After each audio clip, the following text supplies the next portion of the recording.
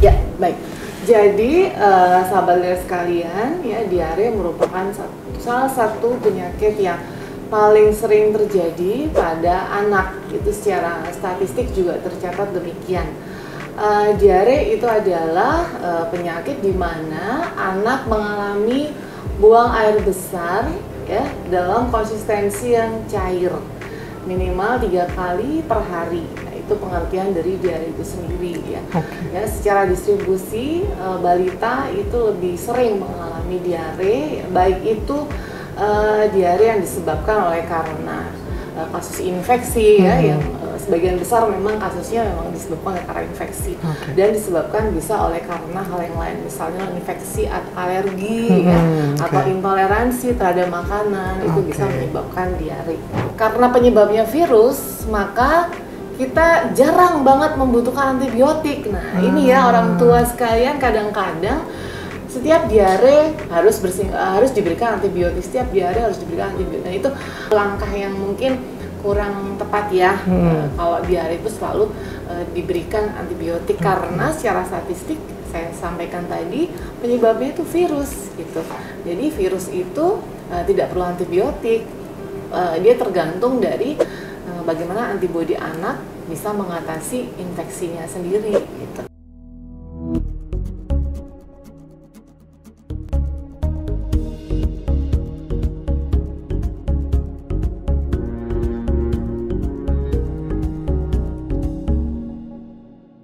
Halo, selamat datang di Lira Podcast bersama saya Willy Junior. Jadi kali ini saya akan menemani Anda dalam podcast yang sangat penting bagi orang tua gitu. Karena pada hari ini kita akan membahas tentang diare pada anak. Kita akan bahas mulai dari penanganan pertama hingga kapan sih seorang anak tuh harus dibawa ke rumah sakit gitu. Oke. Bersama kita hari ini adalah Dr. Francisca Yohana. Beliau ini adalah seorang dokter spesialis anak. Oke, selamat datang dokter. Selamat datang Mas. Ya, silakan mungkin teman-teman Lira Medica ini mau berkenalan dengan dokter kita. Halo sahabat Lira sekalian yang sedang menonton tayangan kami. Salam kenal dari saya Dr. Francisca Yohana, biasa dipanggil Dr. Siska. Saya praktek di Rumah Sakit Lira Medica ini sebagai dokter spesialis anak yang selalu siap memberikan pelayanan anak yang optimal buat buah hati kita. Oke, thank you dok. Oke dok, mungkin kita bahas dulu apa sih itu diare dan bagaimana diare itu bisa menyerang anak-anak gitu. Ya, baik. Jadi sahabat liar sekalian, ya diare merupakan salah satu penyakit yang paling sering terjadi pada anak. Itu secara statistik juga tercatat demikian. Diare itu adalah penyakit di mana anak mengalami buang air besar ya dalam konsistensi yang cair minimal 3 kali per hari. Nah, itu pengertian dari diare itu sendiri ya. Ya, secara distribusi balita itu lebih sering mengalami diare, baik itu diare yang disebabkan oleh karena kasus infeksi ya, yang sebagian besar memang kasusnya memang disebabkan oleh karena infeksi dan disebabkan bisa oleh karena hal yang lain, misalnya infeksi atau alergi ya, atau intoleransi terhadap makanan itu bisa menyebabkan diare. Mengapa sih dok diare ini tuh lebih rentan terkena pada anak-anak gitu dibandingkan orang dewasa? Iya betul. Jadi diare itu sebagian besar yang saya sebutkan tadi itu penyebabnya adalah kasus infeksi, di mana infeksi itu didapatkan dari agen atau penyebab yang ada di sekitar kita, ya, baik itu virus, bakteri atau parasit. Ya. Nah itu mudah terjadi apabila kita tidak bisa menjaga hygiene atau sanitasi lingkungan kita. Kita tahu bahwa anak-anak itu kan kemampuan untuk menjaga kebersihannya mungkin kurang ya Mas. Betul. Kita lebih tergantung terhadap diingatkan oleh orang tua dan sebagainya. Makanya di samping kesadaran untuk menjaga kebersihan pada anak yang masih terbatas, juga antibodi dari anak itu sendiri, baik antibodi secara lokal di saluran cerna maupun secara sistemik itu fungsinya masih berkembang. Jadi gabungan dari pengaruh lingkungan dan kemampuan antibodi anak itu sendiri yang masih lemah itu menyebabkan seorang anak lebih rentan terhadap kasus diare. Jadi memang sangat penting sekali peran orang tua ini untuk menjaga anak itu supaya tidak terjangkit diare gitu ya. Oke, kita mungkin bahas tentang pertolongan pertama atau gejala penyebabnya gitu dok, yang perlu dilakukan oleh orang tua gitu. Bagaimana dok? Apa langkah-langkahnya? Ya, jadi sahabat diare sekalian ya, diare itu memiliki gejala yang saya sebutkan tadi ya, buang air besar, konsistensi cair dan lebih dari 3 kali.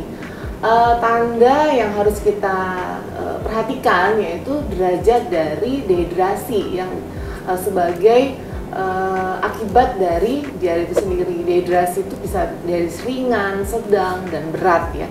Untuk gampangnya, untuk orang tua ya, kapan diare itu disebut ringan atau kapan diare itu sudah harus dibawa ke rumah sakit gitu ya.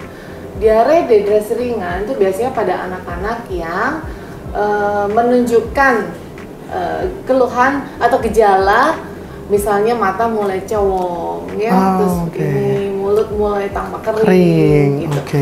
Terus anak itu terdorong untuk minum atau rasa hausnya itu meningkat. Itu masih tergolong ringan ya. Tapi kalau sudah menuju ke berat ya, itu merupakan kasus emergensi. Jadi anak tuh sudah tidak ada keinginan untuk minum lagi karena dia sudah lemas. Udah lemas, akhirnya dia hilang untuk kemauan untuk minum. Kalau untuk cowong tadi cekung di kelopak mata itu sudah semakin dalam ya. Anak juga lebih banyak tidur gitu. Terus kemudian kalau bapak ibu sekalian atau sahabat lira sekalian raba kaki dan tangannya itu bisa menunjukkan dingin ya, atau keringat dingin gitu. Nah itu tanda-tanda anak sudah mengalami kekurangan cairan yang berat. Itu harus segera dibawa ke rumah sakit. Satu lagi untuk sahabat lira sekalian, apabila anak itu mengalami diare disertai dengan muntah hebat, itu juga kita tidak menunggu dehidrasinya jatuh ke kondisi yang berat. Jadi harus dibawa segera ke rumah sakit untuk pemberian cairan melalui infus, mencegah anak untuk jatuh ke dehidrasi yang lebih berat. Oke dok, mungkin kita mau bahas dulu penyebab umum secara lebih dalam gitu ya tentang diare pada anak nih. Mungkin sahabat lira juga yang nonton mungkin akan tahu nih identifikasi penyebab utama itu apa sih sebenarnya yang terjangkit gitu, yang menjangkit anak-anak gitu. Iya, secara statistik sebagian besar itu penyebabnya adalah virus ya. Tapi kita untuk mendeteksi virus itu membutuhkan satu teknik pemeriksaan laboratorium yang lebih dalam ya, dan untuk tujuan praktek sehari-hari itu mungkin kurang dibutuhkan ya. Itu banyak dibutuhkan pada saat penelitian ya, penelitian yang di karya-karya ilmiah gitu. Cuma sebagian besar memang penyebabnya ada virus gitu. Dampak atau karena penyebabnya virus, maka kita jarang banget membutuhkan antibiotik. Nah, ini ya orang tua sekalian, kadang-kadang setiap diare harus diberikan antibiotik, setiap diare harus diberikan antibiotik. Nah, itu salah satu sikap atau langkah yang mungkin kurang tepat ya. Kalau diare itu selalu diberikan antibiotik karena secara statistik saya sampaikan tadi penyebabnya itu virus gitu. Jadi virus itu tidak perlu antibiotik, dia tergantung dari bagaimana antibodi anak bisa mengatasi infeksinya sendiri gitu. Ya, meskipun demikian ada kasus-kasus ya diare yang disebabkan oleh bakteri. Untuk diagnostik pastinya itu dibutuhkan pemeriksaan laboratorium ya, misalnya pemeriksaan feses ya, feses lengkap, pemeriksaan darah. Nah, itu pemeriksaan penunjang atau laboratorium itu bisa lebih menentukan ini diare penyebabnya bakteri seperti itu, dan itu memang harus butuh antibiotik. Kalau nggak dikasih antibiotik penyembuhannya akan lebih lama dan dampaknya akan lebih tidak baik untuk Oke dok, mungkin saya mau mengonfirmasi kembali dok, kira-kira kapan sih orang tua tuh harus segera membawa anak itu ke rumah sakit gitu, atau mungkin mereka bisa terlebih dahulu mengatasinya sendiri di rumah gitu? Oh iya, oke. Baik. Jadi secara umum tidak semua diare itu memerlukan perawatan di rumah sakit. Yang masih bisa ditangani oleh sahabat Lira sekalian adalah diare yang belum terjadi dehidrasi, satu. Kemudian yang kedua, anak masih bisa menerima cairan rehidrasi oral atau CRO ya. Salah satunya yang kita kenal sebagai CRO itu oralit. Oralit, Oralit. Jadi setiap kali anak diare itu harus diganti cairannya dengan CRO atau oralit. Gitu. Ya, kalau misalnya dia diare disertai dengan muntah, otomatis cairan CRO tidak akan bisa diterima. Nah, jangan menunggu anak itu diare sampai jatuh ke dehidrasi. Begitu diare dan muntah menolak cairan oralit, itu sudah harus dibawa ke rumah sakit. Oke, seperti yang dokter jelaskan tadi ya, ciri-ciri dehidrasi tadi matanya cekung, terus terlihat lemas atau lesu gitu ya. Dan juga buang air kecilnya juga jarang gitu ya. Betul. Mungkin lebih lanjut lagi, kira-kira apa sih dok bahayanya dari dehidrasi gitu? Baik. Ya, sebelumnya sudah saya sampaikan, dehidrasi ada dehidrasi ringan, sedang, dan berat ya. Lebih berat lagi itu shock ya. Shock itu kondisi emergensi yang berkaitan dengan kekurangan cairan yang berat ya. Kalau dehidrasi ringan dibiarkan, itu anak itu bisa jatuh ke dehidrasi yang berat ya.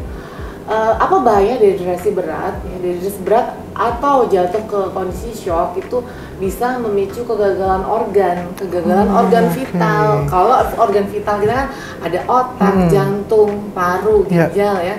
Itu kalau terjadi dehidrasi berat sampai shock, itu fungsi organ-organ itu akan terganggu gitu.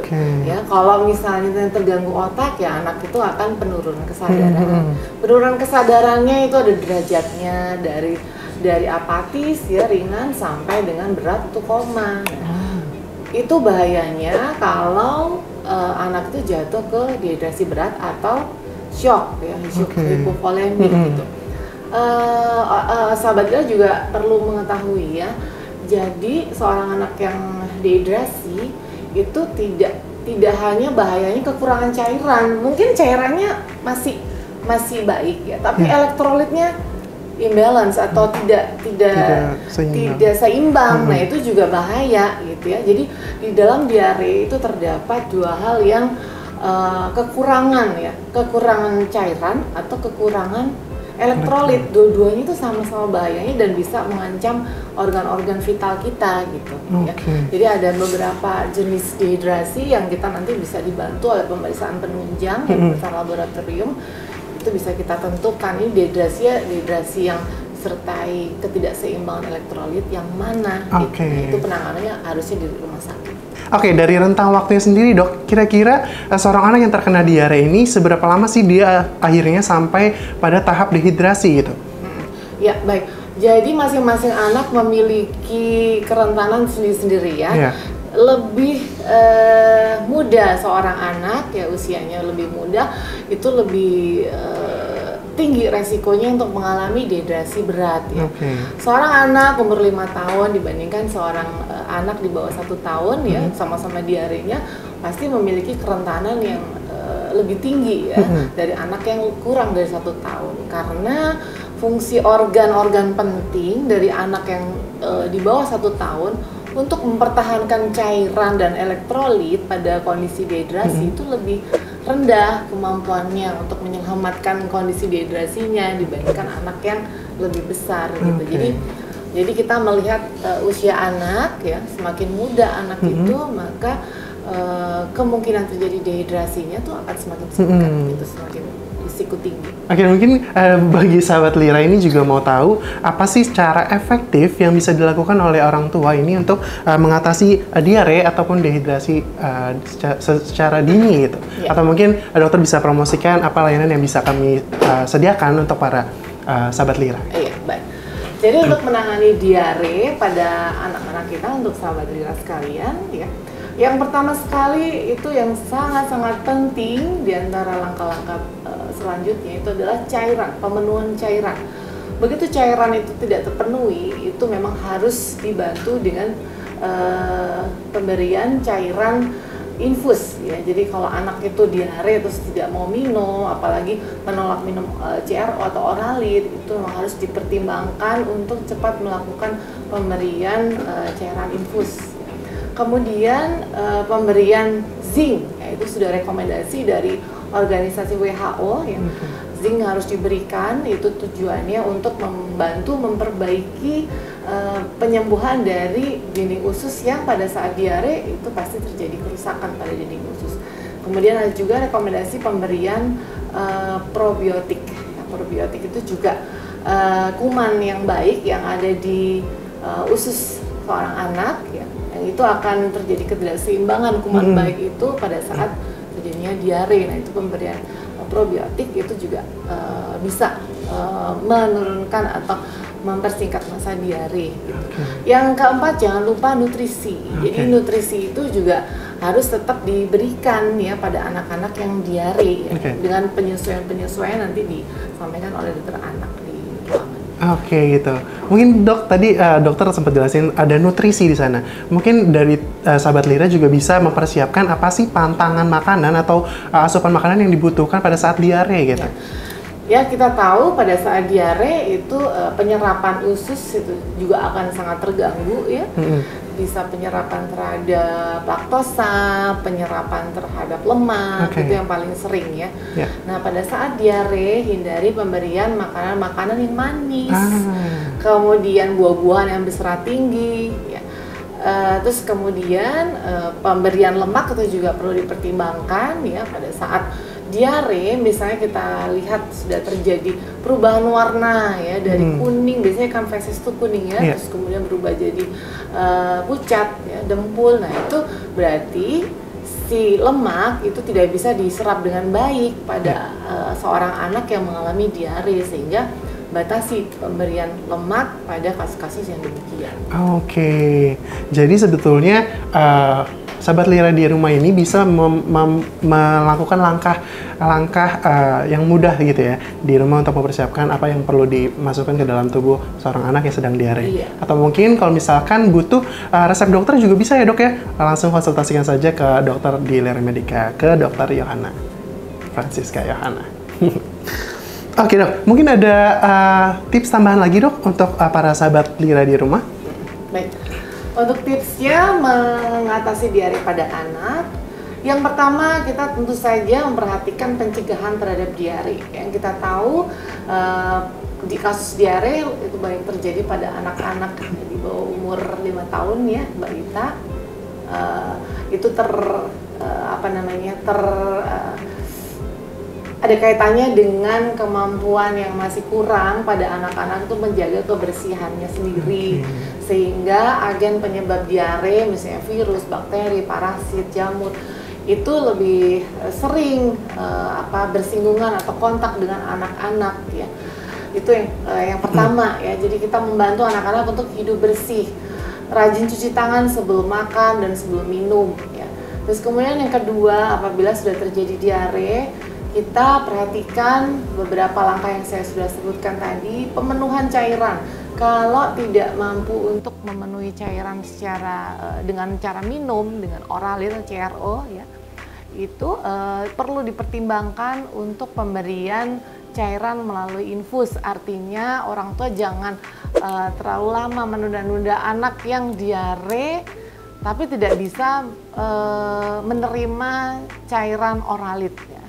Itu harus dibawa cepat ke rumah sakit, tidak menunggu anak kekurangan cairan atau dehidrasi. Kemudian berikutnya pemberian zinc dan probiotik, itu bisa membantu mempersingkat masa diare. Yang terakhir, nutrisi juga perlu tetap diberikan kepada anak yang sedang diare. Dan kenalilah gejala-gejala kegawatan pada kasus diare itu yang sudah saya sebutkan. Anak cenderung lebih banyak tidur, ya, kontak juga sudah sulit, diajak ngomong juga tidak bisa respon, terus kaki tangan dingin, lebih berat lagi terjadi peningkatan frekuensi nafas. Nah, itu tanda-tanda bahwa anak itu sudah mengalami dehidrasi berat, bahkan mengalami shock. Oke dok, mungkin penjelasan dokter ini terakhir mungkin sudah cukup merangkum semua hal-hal yang dibutuhkan untuk sahabat Lira di rumah dalam pencegahan dari diare ini ya pada anak, seperti itu. Oke, terima kasih banyak dokter atas informasi yang sangat bermanfaat ini. Semoga ada kesempatan lagi untuk dokter Francisca untuk menyampaikan informasi-informasi penting lainnya kepada sahabat Lira Medica. Oke dok, terima kasih banyak dokter. Sama-sama. Kembali lagi di Lira Podcast. Dah.